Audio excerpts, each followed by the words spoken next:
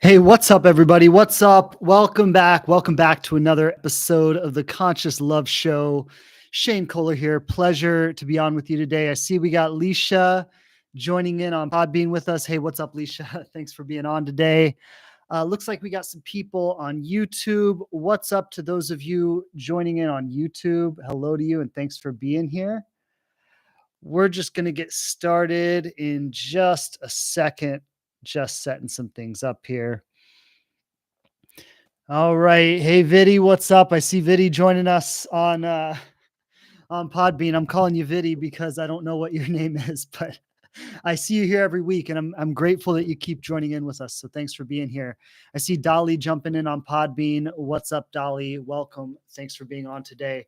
I'm going to go ahead and dive in with today's episode. So I got to say, I'm pretty excited about today's topic and what we're going to be talking about today. I've been really deep diving into this idea of attraction, and with my clients and in the Inspired Love program, it has been coming up, this conversation of attraction. I mean, it's been everything from I'm so attracted I can't even help myself and I don't know what to do with myself, to I'm like I haven't been attracted to anyone in 10 years and I don't even know what to do with it. Like, I don't even know if I'll ever be attracted to anyone again, and everything in between.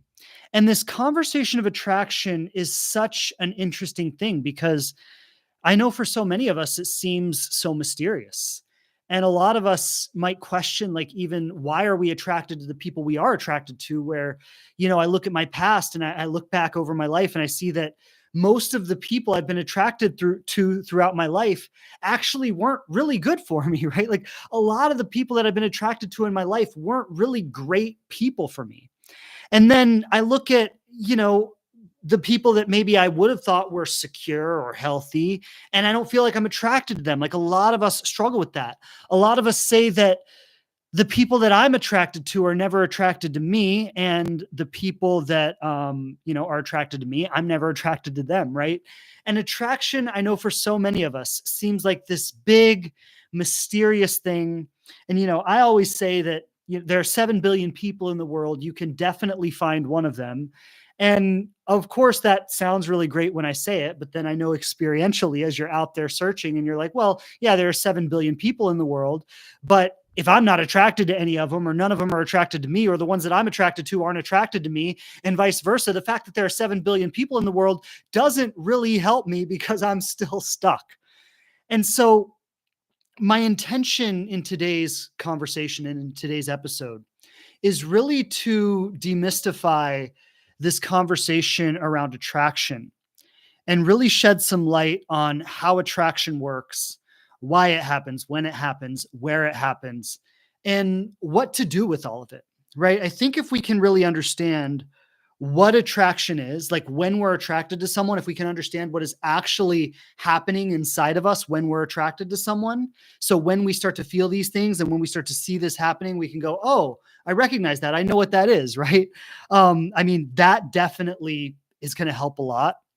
I think if we can understand kind of the cycle of attraction, that it goes up and then it comes down, right? I think a lot of us are expecting to meet someone and be on this, never ending high for the rest of our lives. And like, attraction, actually, the way most of us feel it and think about it when we talk about attraction, is not something that's sustainable, but it comes up and it comes down, right? And if we can understand more of what's happening when we're attracted to someone, we can understand the sensations in our body, the thoughts, the feelings. If we can understand all of it, we can really see what's happening. And while we might be feeling all of these things, we can move through them very consciously and very aware. We won't be overpowered by them the way we usually are, where, we just turn into an obsessive crazy person every time we develop a strong attraction to someone, right? And then I think the other side of it too, if we can, for those of you who maybe aren't attracted as often as you would like to be, or you struggle to make that connection or feel that strong attraction to someone, I know a lot of people feel like that too. And if that's you, I think it can be helpful to understand that really strong, intense attraction that we think we want to have is actually not always the best thing or even healthy to have. And it's also not necessary to have that at that level of intensity to have a successful relationship. Like you can have a successful, long-term, deeply loving, deeply passionate relationship without ever feeling like obsessively attracted to your partner. And I think a lot of us feel that if that obsessive level attraction isn't there, then I'm never going to be in love with my partner the way I would really want to be. And so in today's conversation, I want to really break down all of this because I mean, it's so mysterious. And I've been deep diving on it. I've been doing a lot of research and reading articles and just really finding out what the science says and, running it past my own experience and looking at my experience with my clients just to really try to understand for myself, like what is happening around attraction with us. And in today's episode, I'm going to break down a lot of what I've learned and really, I think, shed some light on this that's made a lot of sense for me. And I think it's going to make a lot of sense for you too. So, that being said, I want to start with the three categories of attraction. The three categories of attraction. And they are, I'll just name them. The first one is lust. The second one is what we'll call attraction. And the third one is attachment. Right. So when we talk about attraction, like under the big umbrella, we're going to break it down under these three categories. First one being lust, second one being actual, what we think about when we say attraction, and then the third one being attachment, which is more long-term. Now, each one of these categories is governed by a certain set of hormones. So each one of these categories, lust, attraction, and attachment, are all governed by a different set of hormones. And each one of these categories have a very different experience when you're experiencing them. And so often we think of it like it's all one thing, right? Like we should be strongly, securely attached to our partner. We should be deeply in love and attracted to them. And we should also be lusting after them. And we feel like if all three of these things aren't active with our partner all the time, something is wrong in the relationship. Well, so let me just start by clarifying that no, actually, these are three distinct categories that happen at three distinct times in three distinct situations, and they're not all meant to be active at the same time. I don't even know if that's possible. It definitely wouldn't be healthy. Like you would probably fire out your brain neurochemically if that were happening, right? So it's actually not supposed to be that way. And I know I know for myself, like I remember when my wife and I started dating and, we had a very active sex life in the beginning. And then as we got more into our relationship, it's not that we stopped having sex, but it's that things changed, right? It wasn't every day. It was maybe once a week or a couple times a week, or sometimes we'd go a week without it, or, things changed, right? And I remember like for myself, just freaking out when that change happened, right? Like, oh, we don't constantly want each other all the time. Does that mean our relationship is dying? No, it actually didn't mean our relationship was dying. It meant it was growing. It meant it was evolving. But I had never been in a relationship at that time that had gotten that far, right? So for me, when I experienced the relationship evolving into a place that made me uncomfortable, that scared me. I was like, whoa, like is our love dying? We're not lusting after each other every moment of every day, right? So I had to learn that no, that's a phase, and and that's still there at times. It's not like it's never there, but it doesn't dominate every second of every day in our relationship, nor should it. So lust is what we'll call sexual drive, right? Lust is the part of us that just literally wants to have sex with someone else. It's not about, being in love with them. It's not about having a long-term relationship with them. It's not even really about how you feel about them. It's not even really about them. I mean, it might be about the way their body looks or certain things about them that turn you on. But what it's really about is it's about your physical need for sex. And this is something, I mean, obviously we all have, and it's stronger in some people, not as strong in others, right? It's not that everybody has the exact same sex drive, but it's governed by the hormones testosterone and estrogen. And when these hormones, especially testosterone, and they're commonly associated, testosterone for men, estrogen for women, but we all have both of them. Testosterone in particular is a major sex drive for both men and women when it's in high levels, and estrogen can also work that way too. What I found very interesting about the lust stage, when these hormones, testosterone and estrogen, are being flooded into the system in very high levels, is that it actually shuts down the prefrontal cortex, which regulates rational behavior. So when your system is ready to reproduce and you start getting flooded with these sex hormones, something that happens simultaneously is rational behavior also like takes a hit, right? Like you're not so rational anymore. So this part of it is something that it's just again, it's built into who we are as humans. It is something that perpetuates the survival of our species. We need to reproduce. We need to keep having more humans if we want our species to survive, right? This is very animal. This is very basic. This is just something that it's our primal sex drive. And that is one stage of attraction. Now, the second stage of attraction, which I'm defining as attraction itself, right? So this is the stage where we think about desiring someone, wanting to be with them, thinking about them all the time, obsessing about them, wondering if they want us the same way, where the relationship's going to go, all of this kind of stuff, right? So lust is strictly about the sexual drive. Attraction is more about the reward game that's being played. So there's the element of us that just physically wants to sexually connect with another human being.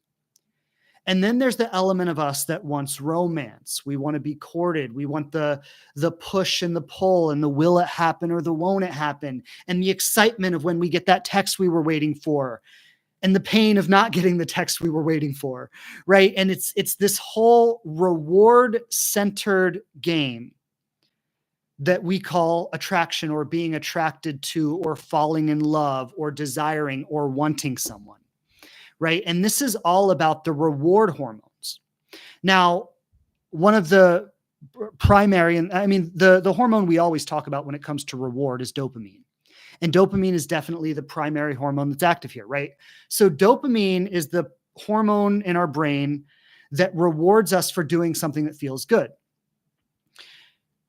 Dopamine is kind of a double-edged sword because it can reward us for doing positive things, but it quite often rewards us for doing negative things, right? So, for example, if you're obsessively attached to somebody to an unhealthy way, and maybe they're not being consistent for you, and maybe they're not loving you and showing up for you and being connected and committed and all that stuff, but you keep chasing them because even though 9 times out of 10 they don't respond the way you would want them to, that one time in 10 that they do, that one time that they do respond, that one time that they are connected, you get a hit of dopamine, right? You go, oh, they like me. Oh, it feels good, right? And so we can end up chasing that reward, right? We can end up chasing that, oh, I'm suffering, but boom, there's the reward. Now I feel good. And we can often end up chasing that. And a lot of times when we're attracted to someone, or when we say we're attracted to someone, or when we say we're falling in love with someone, or when we're really desiring someone, this is what's happening. We're on a cycle of chasing that next hit of dopamine. Now, another hormone that's very active here in the attraction phase, I always have a hard time saying this one. Norepinephrine. So this is the fight or flight chemical. Right? It's the part of us that makes us alert, on guard. We don't really feel safe. Like we got to watch our back. Like, is everything okay? Right. So in the attraction phase of getting to know someone, or I say it like it's a phase. It's not really like a phase. Like these 3 phases go in succession. So that might be a little misleading. It's not that it's a phase in succession, but it's a different category. We'll say that, right? It's a different set of hormones and neurochemicals that are operating here, right? So in this attraction category, you have the combination of dopamine, where you're being rewarded for things that feel good, right? So chasing, and getting that hit, that reward every time they text me back or call me or want me or show an interest. And then combined with that is the norepinephrine, the fight or flight chemical. So you're on guard, alert, have anxiety. Is this going to work out? Is this going to be okay? Are they going to lose interest? Right? So it's this weird combination of reward mixed with anxiety. that makes you feel stressed, but in an excited way, and makes you like hopeful and giddy and butterflies and all these kind of like slightly euphoric feelings, but they're not peaceful. They're mixed with an element of anxiety. And then to top it all off, and this is what I thought was like the just really drove the point home for me, was in this attraction category, something else that happens is you experience a reduction in serotonin. Now, what is serotonin? Serotonin is the happiness neurotransmitter, right? Serotonin is the thing that makes us feel regulated. It puts our body at ease. It makes us feel comfortable. It makes us feel at peace. It makes us feel happy, right? Serotonin is like that neurochemical that is released. If you think about like a runner's high, that's based on serotonin. So for those of you who run or do a lot of physical exercise like that really good feeling you get when you've just like worked out really hard and your body just feels relaxed and you're getting those endorphins, like that's what serotonin feels like. So serotonin makes you feel at ease, regulated, deeply at peace, comfortable in your own body. And when we're in this attraction category, there's actually a decrease in serotonin. So there's an increase in dopamine, our motivation, our reward drive. There's an increase in norepinephrine, this chemical that puts us on guard in fight or flight. And there's a decrease in the chemical that regulates our system. This is why when you're attracted to someone, you often feel like an incredible amount of anxiety, right? This is why when you're attracted to someone, it feels stressful.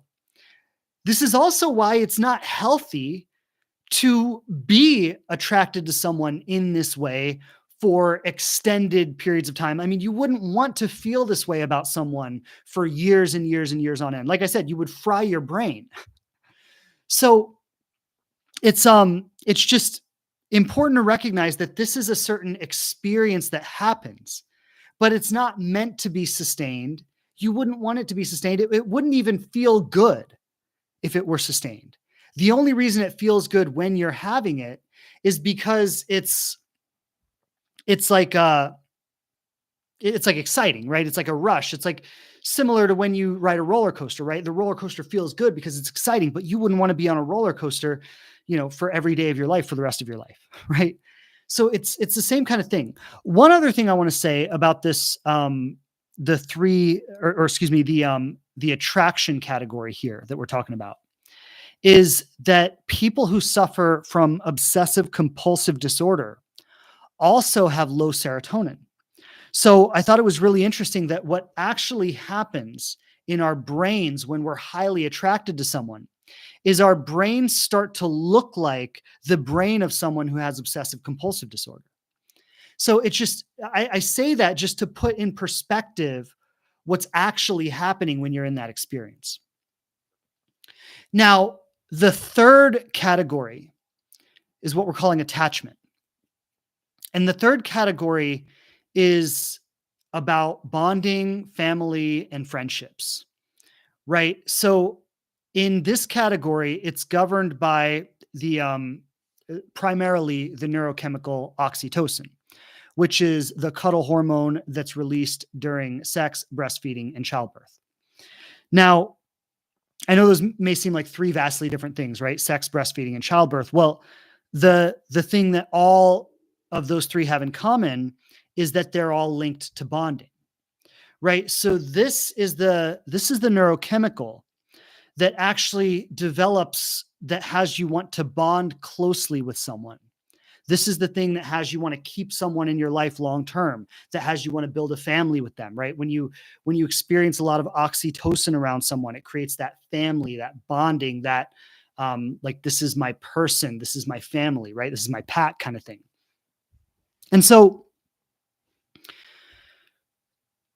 this third category is less about the rush of desiring someone, of the will it happen or won't it happen, of the do they like me, of the how do I get them to like me. It's not that reward centered game type experience. But what it actually is it's It's about having someone become your family. It's about deeply bonding with someone. I'm not necessarily going to say for life, but it could be for life, right? It's about deeply bonding with someone on that level where it moves beyond being attracted to them. It moves beyond dating them. They become an integral part of your life. The way that you feel about someone in this attachment category is not the intense romance, like, oh my God, I'm so in love with you. But you feel more like best friends. There is a deep love there, right? It's not that there's not love there. It's not that you don't care deeply for the person. It's not that you don't want them around you every day. It's not that you don't want to get close and snuggle with them. I mean, oxytocin is the cuddle hormone, right? So it's not that those things aren't there. They're there. But the feeling is not this obsessive level of, oh my God, I need to be around you all the time. It's more of a comfortable, secure, again, like, I mean, those of you who have had a best friend in your life, it's the way you feel with your best friend, right? You're not trying to impress them. You're not worried that they're going to leave you. You're not, trying to do things to get their approval. Like, you feel comfortable. It's okay to be yourself. You feel secure in the relationship. You feel like they're never going to leave you. Like, you feel safe, right? Like, that's what a best friendship is like. And this is the only one of these three categories that's really sustainable long-term. Right? Like, of these three categories, this is the only one that is really something that can be present, like, day in and day out throughout your life. And again, like, you wouldn't want to be lusting after your partner every moment of every day. You wouldn't want to be obsessively level attracted to your partner where you can't even think or focus or eat or sleep, every moment of every day. Like, you wouldn't want that. And so this attachment category is really about where things go long term. And what I find so interesting here is that whether you experience a strong amount of lust in the beginning, right, that strong sex drive for that person, whether you experience that strong, obsessive compulsive level of attraction for that person, whether or not you experience those two things in high levels. I mean, like, I'll just say, if you don't experience those things at all for the person, then you probably have zero compatibility with them and it's never going to happen. But if you experience those things to some degree, sometimes with the person, and maybe they're not at very, very high levels, but they're still there, you can still have the secure experience of attachment with someone, which is the only thing that really translates long-term anyway. And so what's so interesting about this is that deep, like, intense, heightened anxiety level of attraction that we're seeking with somebody really isn't necessary to have the kind of relationship we all want to have at the end of the day. Most of us feel that that level of attraction is a necessary precursor to get to the long-term secure attachment that we want to have. It's actually not. It's actually not. See, another way it could look, and like, I know couples that have evolved this way. Like, I'm not just making this up. Like, this has happened for real people and does happen for real people. But, like, just another way this happens is sometimes there will be two best friends that are close for years and they know each other inside and out and they talk and they feel very safe and they feel very comfortable with each other and they've never been highly attracted to each other. But one day, for whatever reason, they just decide to explore the relationship romantically. And it just feels very natural and very safe and very comfortable. And they never obsess about each other. They never have the anxiety of, will it happen or won't it happen? Like, they never go through all of that, but they still end up being sexually attracted to each other. They have a deep love and respect and appreciation for each other. They have that deep bonding with each other. And they've, to some degree, while the attraction stuff I'm sure was still there to some degree in some way, they bypassed that entire series of hyper intense attraction by just developing a deep friendship and falling in love through that rather than falling in love through an obsessive level attraction. And it's a different way of moving into a relationship, right? I'm not, it doesn't feel the same way, but the love isn't any less real. The secure relationship that's created isn't any less real. Another thing I found, and I found this just with working with many, many clients, is that people who are very secure within themselves, if they've done a lot of work or they naturally have a very secure attachment style, they often just won't feel that obsessive level attraction anyway. It just won't happen for them at all. And the reason is because their system is so regulated and they have habitually gotten used to keeping their system so regulated that they just won't allow their system to become that dysregulated. So when they like someone, they may feel the similar dopamine and norepinephrine experiences. I'm not saying that's not happening at all. That's there to an extent, but they keep it at bay. They keep it at a very manageable place because they have gotten used to living in a very regulated state. And they just don't allow their system to become that dysregulated, maybe slightly this way or slightly that way, but then they bring it back. And so this intense level of attraction is not necessary for a long-term, deeply loving and passionate, committed relationship. It's not even possible for everyone, right? Like some people will just not experience that. And so I think what we all need to kind of do is start reframing what we're looking for in a relationship.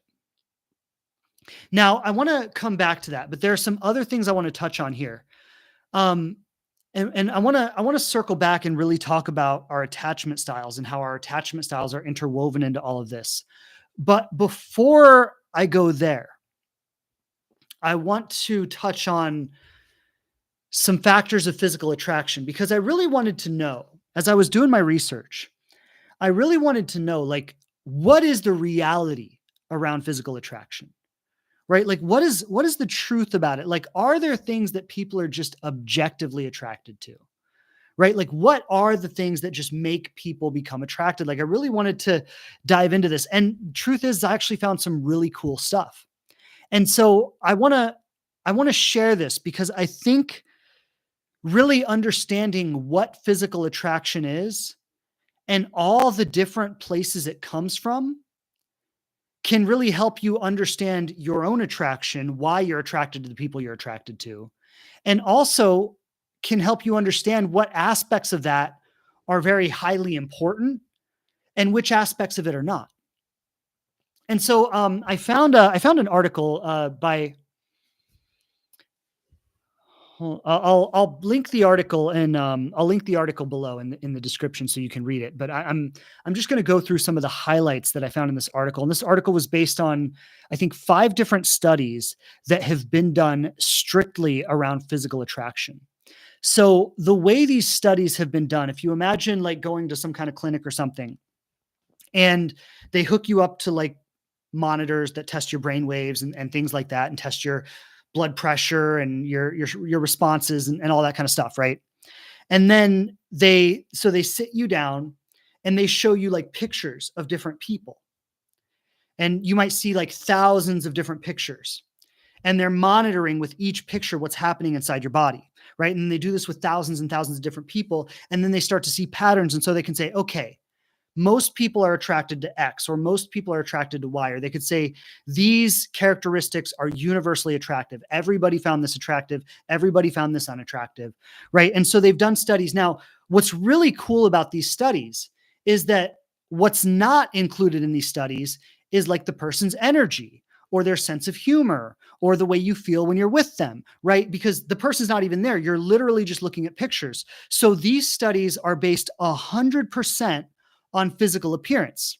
Now, I'm going to be the first to say that physical appearance is not the only factor, right? It's probably actually a small percentage of the factors. But I think it's very cool to understand, how does physical appearance, like, how does it play? What influence does it have? And then as well, take the other factors into account.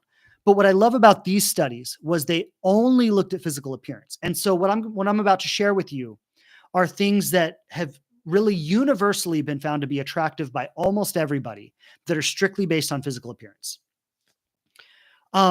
Number one is facial symmetry.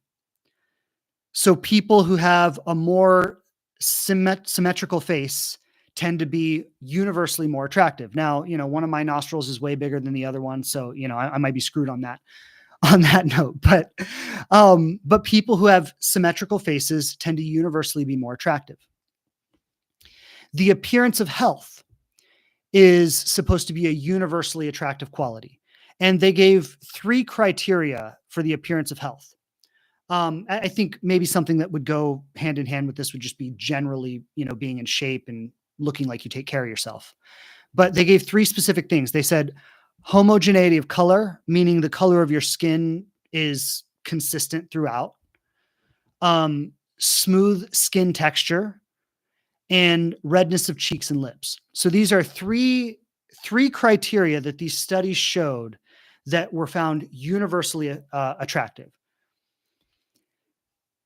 Another thing was indicators of personality. Now, this is really interesting when it's done with physical attraction, because you're not engaging with the person.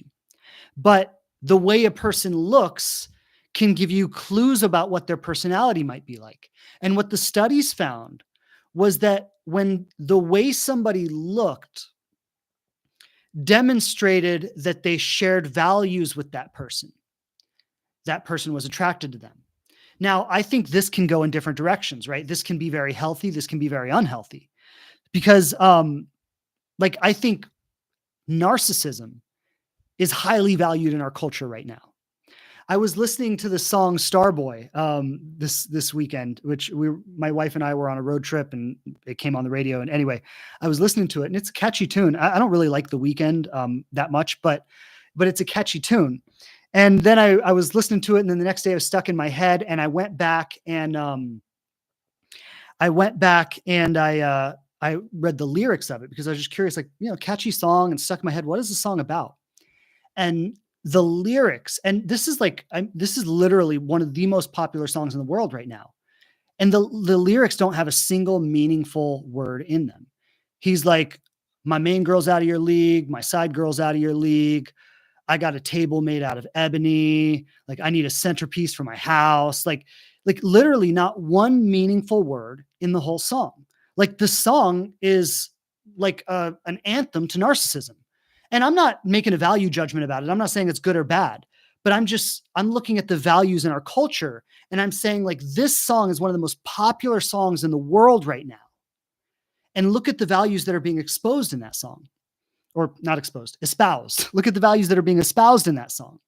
Right now, again, I'm not saying it's good, bad, right, or wrong, but I'm saying, when in terms of attraction, the societal values that we've picked up could largely have you be attracted to narcissistic people, right? Like, if you're into popular culture and you're picking up the societal values, there is a high likelihood that you will be attracted to narcissistic people, at least based on societal values.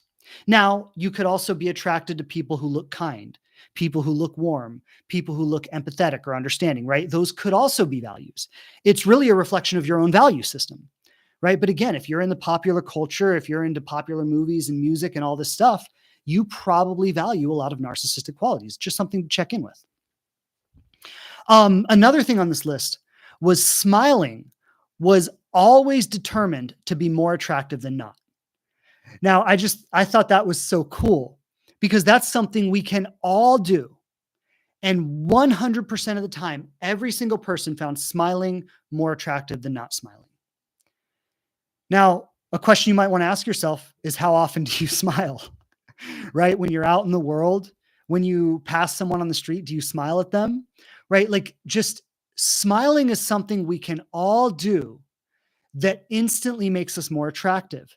And if we just got in the habit of smiling at people, of bringing this warm, inviting essence everywhere we go, we might make way more connections without even trying. So I just found that one to be fascinating. Another one, this is pretty universal, taller men and shorter women.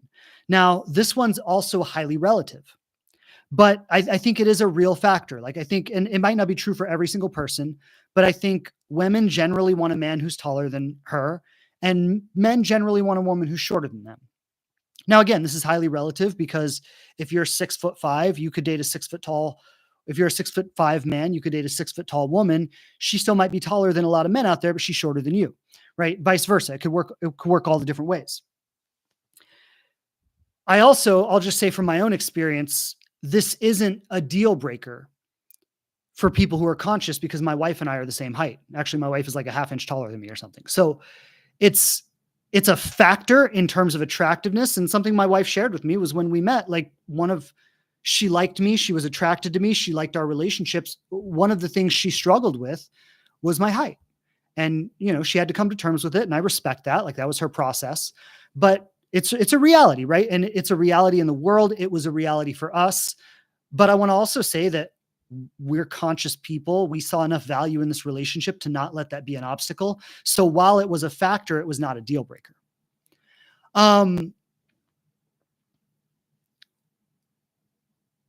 Men tend to like more soft feminine features. This is really interesting. Men tend to like more soft feminine features. So more in terms of the face, more round features instead of more like hard lines on the face, like, hard cheekbones or jaw lines or forehead, more soft features. And women, this is what I found really interesting. Women tended to like more masculine features during the time of ovulation in their cycle. But during other parts of their cycle, they tended to be attracted to more feminine features. I found this really interesting in particular because I've had a lot of clients who have been in like really secure relationships with like really good men. And, this is always the common complaint. Like, he's a great guy. He's so consistent and stable and loving and supportive, but he just doesn't excite me. He just doesn't, he doesn't turn me on. There's not like that hot, intense attraction. Right. And I found it really interesting in this regard that, but what I was going to say is, but these same women will say at times, I am highly, highly attracted to him, right? At times I'm highly, highly attracted to him. And at other times I'm not. And so it's kind of like, why am I attracted to him sometimes and not other times? Well, it's really interesting, right? Like during the ovulation period of her cycle, she might be more attracted to like that strong, dominant, masculine man. But during other periods of her cycle, she might be more attracted to a guy who's a little more feminine, who's a little more compassionate, empathetic, a better partner, a better parent, right? So it's just interesting how, and this is all based on hormones too, right? So if we go back to the conversation earlier, we could say that maybe during, the ovulation phase of her cycle, more of the estrogen is active, but during the other phases of her cycle, maybe more of the oxytocin is active, right? So this is all hormonal. But something that I think is really, really great in that is it just is another reason to not give so much importance to that intense level of attraction, because it's changing all the time anyway, right? So I found that really interesting about the features. Now, this is another thing. People who are partnered or have a lot of interest in them have tended to be very attractive, or have tended to, what am I trying to say? When someone perceives that someone is either in a relationship or they have a lot of interest, we tend to be more attracted to that person. And in the studies, what they did is they would label certain people as married or partnered or unmarried, right? So when you're in the study and you're looking at, these pictures coming across your face and you're looking at all the different ones, some of them say the person's married, some of them say the person's unmarried. And they noticed that as a whole, people tended to be more attractive to people who were married or partnered than people who weren't. Now, something I thought about when I read that was that I recently saw a video, and the woman in the video was talking about how a lot of women go for men that they perceive have a lot of options, and how like a good, secure, faithful man is not necessarily going to seem like he has a lot of options because he's interested in you, right? So it's not that he doesn't have options, but it's that he likes you, he's into you, he wants you to like him, he wants to show you that he's committed, he doesn't want you to think he's fucking around. So he's not entertaining all of his options, he's focused on you. And what the woman in this video was saying, and I'm not saying this is true for everyone across the board, but it's just an interesting consideration, is that we often see someone who looks like they have a lot of interest and become attracted to that person without realizing the reason they look like they have a lot of interest is because they're entertaining all of their interest. Whereas the person who might be committed and dedicated might have just as much interest, but they're not entertaining their interest because they're focused on you, and they therefore look more attractive to you. Whereas the person who's entertaining all of their interest and won't be committed, they therefore look less attractive to you, where the person who is entertaining all of their interest and wouldn't be committed then looks more attractive. So I just found that to be a very interesting consideration. People also find someone alluring if they consider their ex-partner to be attractive. That's something that came up in these studies. I'm not exactly sure how they found that, but it's something that was reported in these studies. So though that's just kind of an overview of some of the main criteria that was found to be universally attractive in terms of physical appearance. Now, some of that, one thing I forgot, and I think this is really important actually, so I want to make sure to mention this. Most people have been shown to be attracted to people who look like their parents did when they were born. I found that to be a very interesting one. So most people have been shown to be attracted to people who look like their parents did at the time they were born. Now, all that being said, I think if we just look at the factors of physical attraction and what really goes into all of this, right?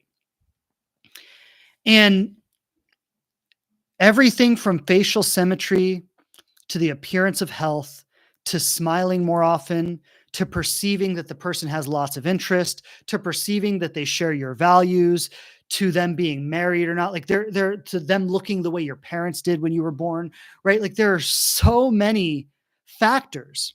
And some of it is influenced by our individual upbringing, our cultural upbringing, our parenting, our personal experiences. Some of it is universal for everybody, but there's so much happening here, and there's so much nuance. And then if we even add to it is that human beings are always evolving, right? Like we're always evolving. So what you found attractive when you were 13, maybe or maybe wasn't the same thing you found attractive when you were 18, maybe wasn't the same thing you found attractive at 25, maybe wasn't the same thing you found attractive at 30, right? Like it's always changing. It's always evolving. So even if you meet someone and you think, oh my God, they're the cat's meows right now, that doesn't mean you're going to feel that way about them 10 years from now. And so I think when it comes to physical attraction, what we want to do is recognize that a lot of us have been chasing a certain experience very much the same way an addict chases a drug.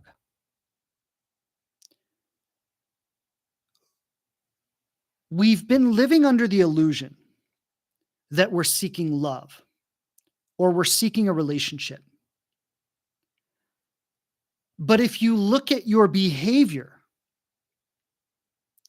You could probably poke holes in that theory because there have probably been opportunities when you had a shot at a really secure relationship and you walked away from it. And there have been opportunities where you have chased down people time and time again that have never offered you the opportunity for a secure relationship. So even though you live under the illusion that you're seeking love, if you really look at the choices you make and the behaviors and the actions you take, and you're honest and no judgment, like no judgment here, but just a self-reflection, maybe you could say to yourself, maybe I'm not looking for love. Maybe there's something else going on. And again, not a judgment, not to beat yourself up, but just like a curiosity. Like maybe there's something else going on. And if you explored this, you might realize that you've been chasing a certain experience, as I said earlier, the same way that an addict chases a drug. And you've only been interested in people who activate that experience in you, and only for as long as they activate it. When someone doesn't activate that experience, you say, I'm not attracted to them. When they did activate that experience and then it dies out, you say, I fell out of love with them. I'm no longer in love with that person. But that actually has nothing to do with love at all. That is a hormonal reaction that's taking place in your body. And you are seeking out people, circumstances, and situations that will activate that experience in you. And you're chasing that. And why would someone do that? Right? Why would someone do that? And I want to say, like, when I say an addict, you're chasing it the way an addict chases a drug. I want to say that the research, the neurochemical research suggests the same thing. So that's not just something I'm making up. The neurochemical research actually suggests that what's happening in your brain is the same thing that happens in an addict's brain when they use a drug. And so, in order to understand why we might do this, let's look at why an addict uses a drug. And I'm someone with a history of drug addiction, so I can actually speak about this both from clinical expertise, as I've been somebody who worked in therapy and addiction, and I can also speak about this from personal experience. And I've also been a love addict, so there you go. The reason an addict chases an addiction, very simply put, is to run away from an emptiness they feel inside. The recent science on nervous system regulation might put it a little differently. So the way I just said it is the way I've always heard it described spiritually. The recent science on nervous system regulation would say that the nervous system has been wired into a dysregulated state. And so this person has a chronic feeling of uneasiness and discomfort in their body that the drug or the substance they're using helps to soothe. And so maybe their whole life they've lived with this chronic, I don't want to call it miswiring. It's not miswiring, but just, anxiety or stress wiring in their nervous system. And then at a certain age, maybe 13 or 15 or 20 years old, they try a drug. And for the first time in their life, they feel, oh my God, I don't feel the way I've always felt. And it feels amazing. And so they start chasing that substance because it's the only thing that has ever made them feel okay in their whole life. Well, a lot of us have done the exact same thing with love, right? We've had a dysregulated state for whatever reason, for our upbringing, for, different reasons. And then we fall in love with someone or we get attracted to someone. And for the first time in our life, we feel a way that we've never felt before. And we think, oh my God, love is the answer. The same way the addict thinks, oh my God, the drug is the answer. We don't realize that what we're feeling isn't actually love. It's a hormonal reaction in our body. We just think it's the answer. And so we start chasing it the same way the addict starts chasing that substance. And if we never wake up and become aware that the thing we're chasing is not actually love, if we live under the illusion that that is love, then we'll do exactly what I said earlier. We'll never become attracted to anyone we don't feel that with. We'll walk away from anyone as soon as we stop feeling that with them. And we will never have a secure, loving relationship. It's just that simple. So I think the last thing I want to touch on here, and I said earlier, I want to really bring this back to our attachment styles. Because I think our attachment styles are really the best way that I've seen this conversation broken down in terms of why we're attracted to the people we're attracted to, and in terms of how to develop a healthier attraction. So with everything I've been saying, I want to start by just talking about the physical factors, because a lot of us think that we have to be very strongly physically attracted to someone. And I mean, and when I say physically, I'm not even necessarily talking about how you feel. I'm talking about the way they look. We think we have to really, really like the way they look. We don't realize that when you love someone, when you care deeply about someone, when you share a deeply attachment to someone, you will adapt to the way they look. My wife went through cancer treatment. She lost her hair. I mean, like, I adapted to the way she looked because I loved her and I was committed to our relationship and I was deeply attached. So I adapted to the way she looked. The thing about, like I said about the height, yes, my wife was concerned about my height when we first met because she's a half inch taller than me. Right? So she was like, well, I always thought that when I met someone, I would be able to wear my heels and they would still be taller than me. And I'm like, well, sorry, that's not me. And she was able to adapt to the way I look because she loved me and she saw enough value in our relationship, right? So she was able to adapt to the way I look. So those physical, like the literal physical factors, are not as important as we think they are. Right? When you get to know someone and you respect them and you appreciate them and you care about them, you can overlook physical factors. And actually, like, let me say this, at some point, you will have to overlook physical factors, because even if your person is a perfect dime when you meet them, they're going to age, their skin's going to get wrinkly, they're going to gain weight, they're maybe going to have illness, right? Like, things are going to happen. They're going to go through changes in the way they dress and the way they present themselves, like, right? You're going to have to change it over time. So that's the first thing, is when you love and care and are attached to someone, you can adapt to how they look. But now I think the conversation around attachment styles is a little bit deeper, because now we're talking about how we feel.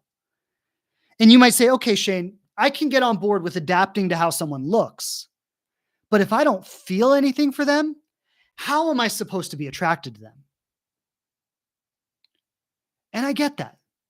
And so this is where I think the attachment style conversation is so pertinent, because, and I'm not going to do a whole discussion on attachment styles right now, because I'm actually going to do a workshop on attachment styles next week. So you can come to that.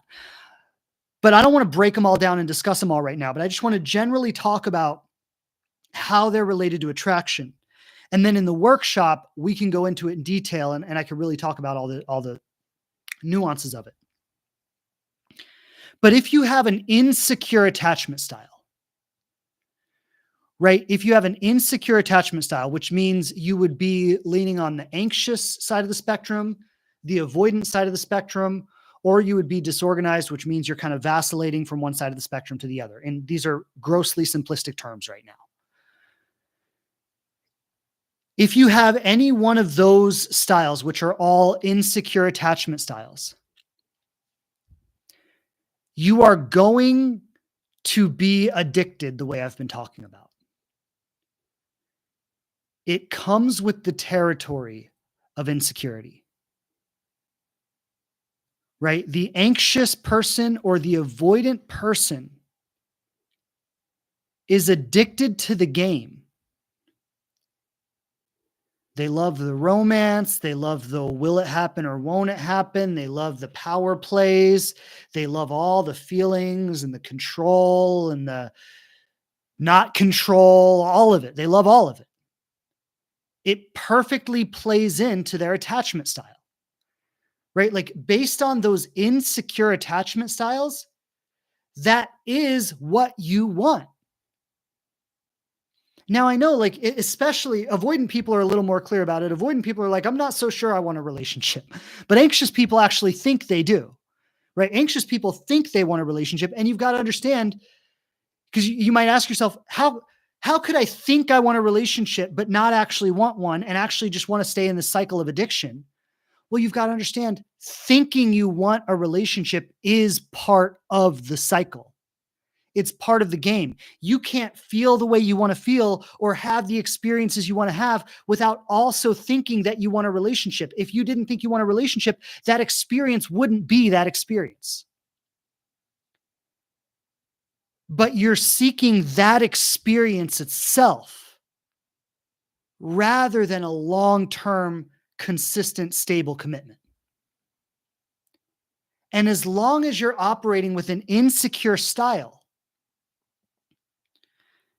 you are always going to be more attracted to the game than the long-term love. Now, underneath this, we all want love, right? So you can think of the game as kind of being something that's happening up here, like in our mind as a distraction. But underneath it, we really do want to be loved. Like we really do. And that doesn't matter if you're anxious or avoidant. We really do want that. But as long as we're operating in the insecure styles, we're going to step towards it and then away from it, towards it and then away from it. And what's really funny is anxious people, when they meet a secure partner, suddenly become avoidant. And some of you, if you've noticed having an anxious attachment style through your life, you might have noticed this in yourself, where you've been anxious your whole life, desperately chasing people. All of a sudden you meet a secure person and you suddenly become avoidant. And that should be your clue right there, that you wanted the game more than you wanted a secure relationship. Right? Because you're like, whoa, you're telling me the game's ending? Hold on, I'm not ready for the game to end. Can we start playing again? Right? Like that's what happens. And so two things I want to touch on. I want to touch on why we develop an insecure attachment style and how we create a secure one, because those are really the two questions we need to answer to create the kind of secure love we want to have. So number one, how do we develop an insecure attachment style?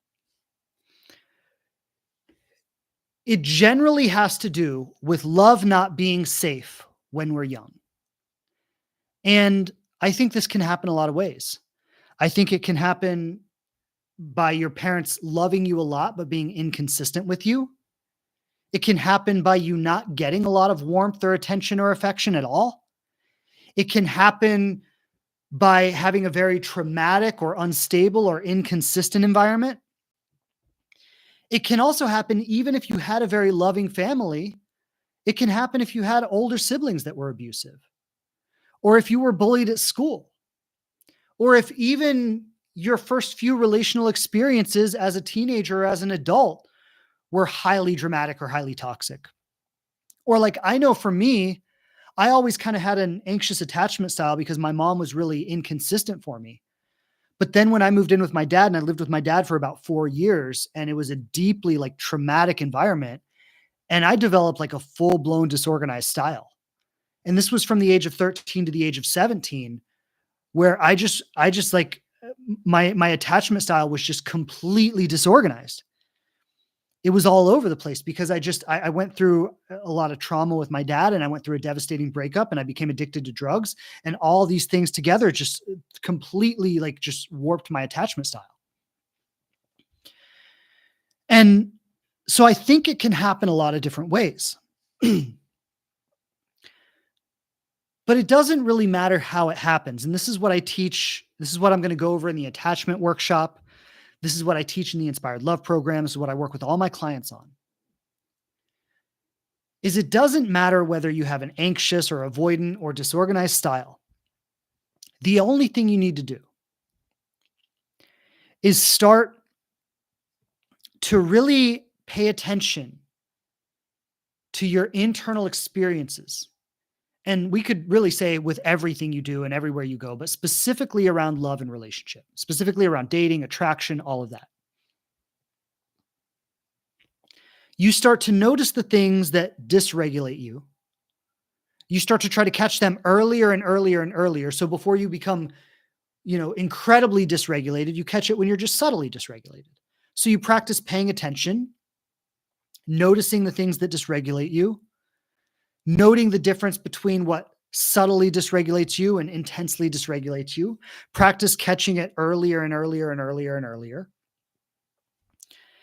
And then as you learn to do this, you start to learn to bring your system into regulation. Now, this happens in baby steps, right? This cannot be done overnight. This happens in baby steps. It happens by you working with every single real, alive experience that you have one at a time. And you do it in baby steps. But as you learn to recognize your own dysregulation and bring yourself back into balance, and as you practice that, and as you do it consistently and more consistently throughout your life, as you practice and work with that, you will become more secure. And I've said this before, and I actually did a whole episode on attachment styles, so you can feel free to listen to that. But as you become more secure, what was I going to say? It's not that you go from anxious to secure or avoidant to secure, but it's like you move along a spectrum, right? So it's like maybe you were 20% secure, 80% anxious. And then through time and practice, you become 30-70. And then through time and practice, you become 40-60. Through time and practice and so on. And even today, I've done a lot of work on myself. I still do a lot of work on myself. There are times when my anxious attachment style still shows up. There are times when I even have avoidant tendencies, right? So it's not about being completely secure, but it's about being able to regulate your experiences enough that when your anxiety or your avoidance or your disorganization wants to pull you out of secure love, you can recognize what's happening and you can bring yourself back.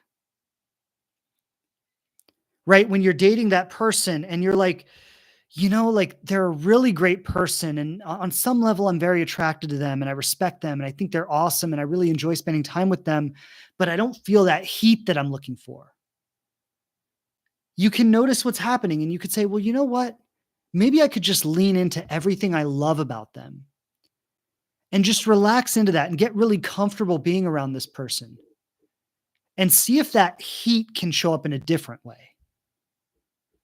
Maybe it's not the same heat that I felt when I saw a person from across the room and I'm like, oh, I need them. But maybe I can feel that heat here in a different way. And this is what you might not realize that might really blow your mind when you experience it, is even though it was slower and less intense on the front end and in the build, how you end up feeling about the person long-term might be more fulfilling than anything you ever even imagined. And so I want to say a couple of things here in closing. And number one, I want to invite you to the Attachment Styles Workshop. It's happening on April 17th. I'm going to leave the link to register in the description below the podcast. The workshop is absolutely free. It doesn't cost anything to attend, but I would definitely want you to be there because especially if you resonated with today's conversation, what I'm really going to break down in the attachment styles conversation is how you heal this, right? And how you become deeply attracted and in love with someone who is very secure and consistent and committed, which I know is what we all want in our core. Right. So in the attachment styles workshop, we're going to look at exactly that. How do you become deeply attracted and in love to somebody who has a very secure attachment? You have a very secure relationship. So I definitely want you to attend the workshop. I'm going to leave the link to register in the description below this video. For those of you who are live with me today, I'm just going to post it in the chat, and I'll do that momentarily. The other thing I want to say is that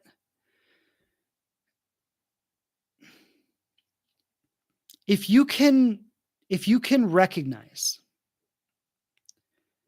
that what most of us call attraction and what most of us have been seeking in terms of love throughout our lives is simply a neurochemical hormonal reaction in our bodies. And I'm not diminishing the importance of that. But I think what makes it most important is to note that as good as it is, it doesn't last. And so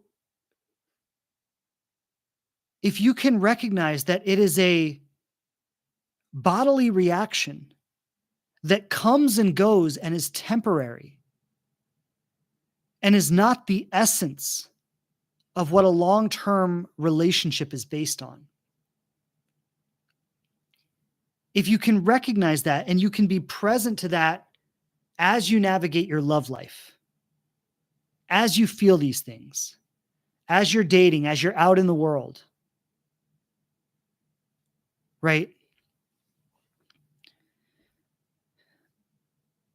If you can really just be connected to that and be present to that, I think what is naturally going to happen for you is you're going to start to recognize that experience as an uncomfortable one, as a dysregulating one, as one that actually takes your peace away rather than enhances it.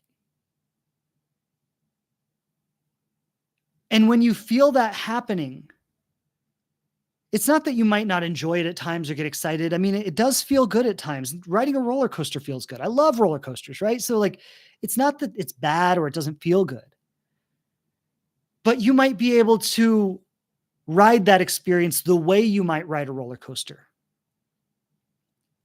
without wanting to feel it all the time or without needing to feel it all the time. And you might also start to feel inside of you a sense of like, it's nice to feel this way, but I really just want to get back into balance, right? I really just want to get back into feeling at ease and secure inside myself. And I would like to know how I feel about this relationship once I'm not this intensely attracted to them, right? Like I would like to know if I still like them as a person as much as I do now when I'm not having this hormonal reaction to them. And so I think what love and relationship is can start to take on a deeper meaning. And your vision of what you want to experience from love can get bigger and deeper and honestly more realistic. And all of this is going to lead you to having more healthy, loving, secure relationships. So what I want to say in closing is that, I'll say the same thing I said when I opened, is that attraction is, it's demystified now, right? We've kind of broken it down and talked about what it is, but the experience of it does feel like a mystery. It does feel a little bit crazy. It does feel dysregulating. It does, like, all of that is true, right? It does feel that way. And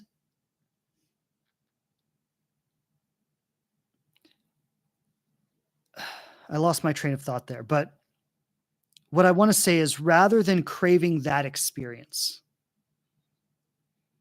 we can enjoy that as it comes and allow it to come and go. But at the same time, we can start seeking a higher experience of love. And so I just want to close out with that. I'm going to go ahead in a moment. I'll post the link to the workshop here for the live streamers, so y'all can sign up. I do just want to say in closing, thank you so much for being here today. I hope this was powerful and profound for you, and that it made a difference for you. And I really hope that it supports you in creating secure, healthy love in your life, because you deserve that. And I know it's the only kind of love that really adds to your life. And so thank you for being with me today. Lots of love to all of you. I appreciate you being here. And I'll see you back here next Tuesday on the next episode of the Conscious Love Show. Lots of love and many blessings. Take care, everybody. Have a fabulous week. Bye-bye. All right, live streamers, what's up? I'm going to post the link for you guys. Thanks for being on with me today.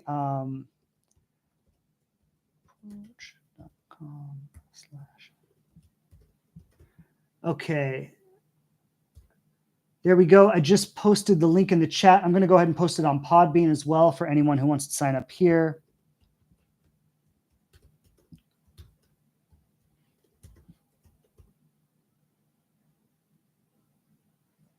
Okay, there we go. So there's the link posted for everyone. If you want to go ahead and sign up for the workshop, please go ahead and do so. I would absolutely love to have you there. Other than that, I just want to say thanks for being on with me. You know, we're still getting used to the new live stream here. It's kind of a new thing we're doing. We got YouTube here. So I see I got 6 of you on with me on YouTube right now, and hello to all of you. By the way, just if you tune into future sessions, we can get the chat box going, right? So if you want to say hi and we could just get the chat box going. We also have Podbean. So if you look in the description below where you're listening to this right now, you can see the instructions to join us on Podbean. And that just allows you to set up an account and log into our podcast platform, so that when we do things like have people call in from the audience and stuff like that, we'll do that through Podbean. So I want to be able to do more of that as we move forward, is have like, we can do discussions and then have you call in and we can talk. So it'd be great for you to go ahead and set up a Podbean account now, so that as we start doing more stuff like that, you have that ready to go and you can just join in there. The other great thing about Podbean is it's not on a video. So I know some of you might like the video, but if you're in the car or wherever, you just have the app and you can just listen to the live stream wherever you are. So you don't have to, watch it on YouTube like this. So I think both of the platforms are good for different reasons, and they offer different things. Anyway, I just want to say, as we close out today, thanks again for being with me. Really appreciate you being here. Lots of love. I'm looking forward to all the new stuff we're doing this year with the podcast. So lots of love to all of you. We'll be back here next Tuesday. Many blessings. And I'll see you here. So take care, everybody. Have a fabulous week, and I'll see you then. Bye.